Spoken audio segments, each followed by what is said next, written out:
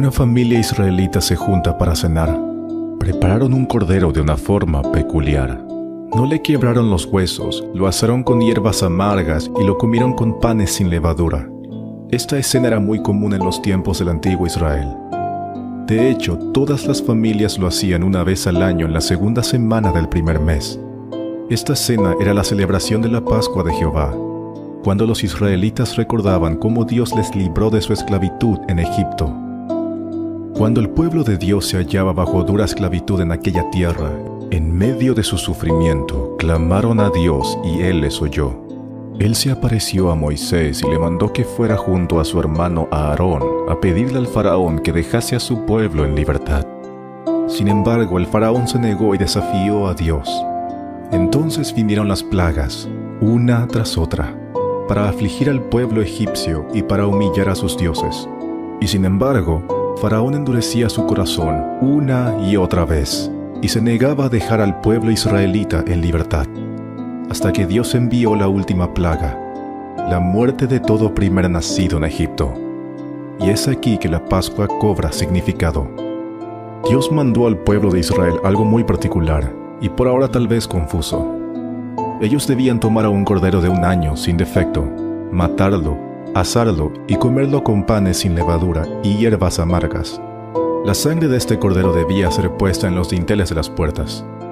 Y la razón era esta: esa misma noche el Señor iba a pasar por en medio del pueblo y herir de muerte a todo primer nacido en la tierra de Egipto.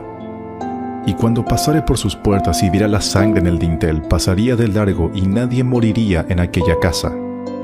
Es aquí que recibimos el nombre de la Pascua, que significa pasar de largo. Pero esta Pascua tiene un significado aún más profundo, que se aclararía plenamente unos 1500 años después.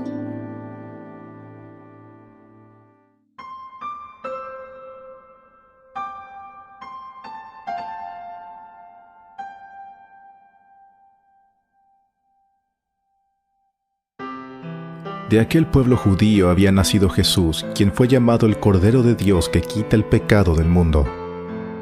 Él vino con un propósito: librar a los hombres de la esclavitud al pecado y la muerte. El ser humano tiene un problema mayor que ser oprimido por una nación poderosa, y ese problema es que se ha hecho esclavo del mal y se ha separado de Dios. Y el fin de esta esclavitud es inevitablemente la muerte eterna.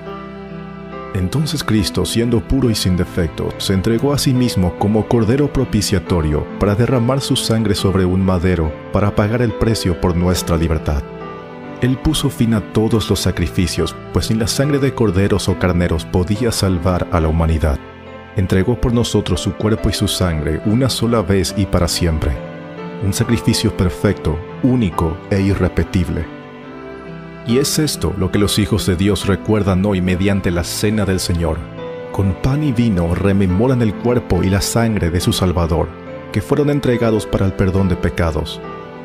Y ahora toda alma pobre, miserable y esclavizada al pecado puede levantar sus ojos y ver la sangre del Cordero de Dios derramada por los pecadores y hallar libertad verdadera en Él. Todo el que cree en el Señor Jesucristo es cubierto con su sangre, de manera que cuando la muerte venga por Él, pasará de largo y no morirá, porque en Cristo tenemos la promesa de ser resucitados juntamente con Él en la presencia eterna de Dios.